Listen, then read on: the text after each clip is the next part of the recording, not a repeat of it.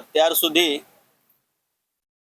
ગુજરાત રાજ્યમાં આપણે 112 નંબર ફક્ત ખાલી જે 7 નવા જિલ્લાઓ હતા આમાં કામ કરતા હતા।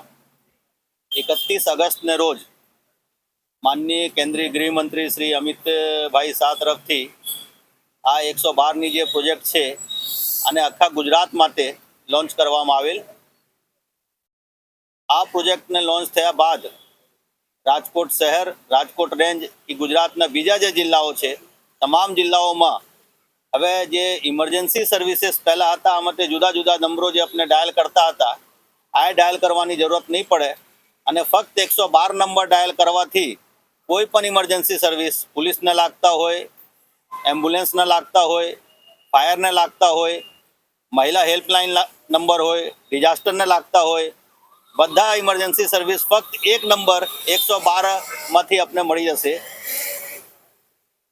આ પ્રોજેક્ટ લોન્ચ થયા આને સાથે સાથે જે અગાઉ આપણે પીસીઆર વ્હીકલ જુદા જુદા પોઈન્ટો ઉપર હતા આમાં પણ વધારો થયા છે અને રાજ્ય સરકાર શ્રી તરફથી નવા જનરક્ષક વાહનો પોલીસને માટે ફાળવવામાં આવેલ છે અને આ જનરક્ષક વાહનો આજથી નવા પોઈન્ટો ઉપર કામ કરવાનું ચાલુ કરશે। અત્યારે રાજકોટ સિટીની અંદર 31 પોઈન્ટ છે જેમાં આ જનરક્ષક વાહનો રહેશે અને રેન્જની અંદર 127 પોઈન્ટ છે। આમ કુલ મળીને રાજકોટ સિટી અને રેન્જમાં 157 પોઈન્ટ ઉપર આ વાહનો રહેશે પોલીસના। હવે પછી દરેક નાગરિકોને અનુરોધ છે જે તમે જુદા જુદા નંબરો ડાયલ કરતા હતા આ ડાયલ નહીં કરીને ફક્ત 112 નંબર ડાયલ કરો અને આમાંથી તમને બધી સેવાઓ મળી જશે।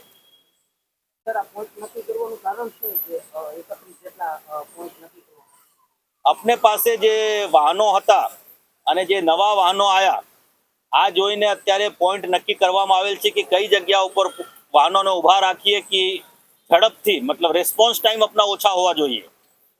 આ કોઈ ફિક્સ પોઈન્ટ નથી।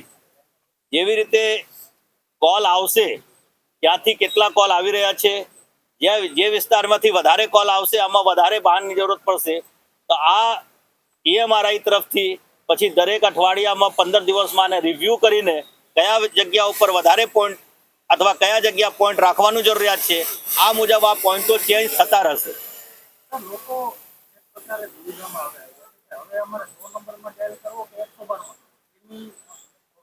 હવે આજ રાત 12 વાગે પછી ફક્ત 112 ડાયલ કરવાનું।